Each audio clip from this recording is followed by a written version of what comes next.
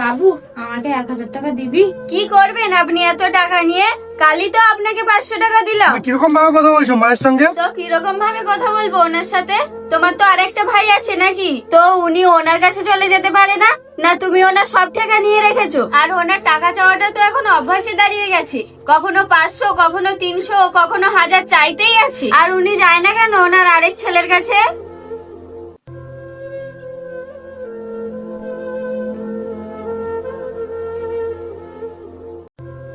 Hello, কেমন আছো? হ্যাঁ, আমি ভালো আছি। আজকের হঠাৎ আমার কথা মনে পড়লো? আমি ভাবছিলাম যে তোমার ভালোবাসার শাশুড়িকে তোমার কাছে 2 দিনের জন্য পাঠাই। না না, এখন আমাদের বাড়ি পাঠিও না। আসলে আমার বাবা মা এসছে তো কদিন থাকার জন্য, না হলে আমি খুব প্রবলেমে পড়ে যাব। এখন তুমি ম্যানেজ করে নাও, অন্য কোনো সময় পাঠিও। আপনি আবার দাঁড়িয়ে দাঁড়িয়ে কি শুনছেন? দেখুন, কোন ছেলের বউ আপনাকে রাখতে চায় না। উফ, ভালো লাগে না। কেন আমাদের ঘরের উপরে পড়ে রয়েছে? বৃদ্ধাশ্রমে তো চলে যেতে পারেন, তাহলে আমরা একটু বাঁচি।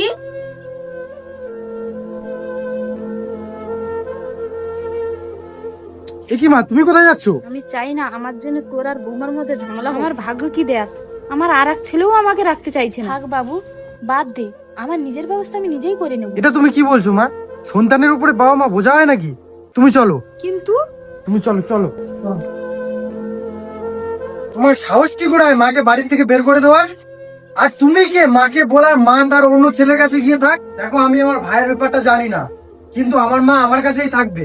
আমি আমার ভাইয়ের মতো না যে মাকে রাখবো না। এরপর থেকে যদি আমার মায়ের সঙ্গে এরকম ব্যবহার করেছো, তবে আমার থেকে খারাপ আর কেউ হবে না, আর তোমার সাথেও কোনো সম্পর্ক থাকবে না। চলো মা।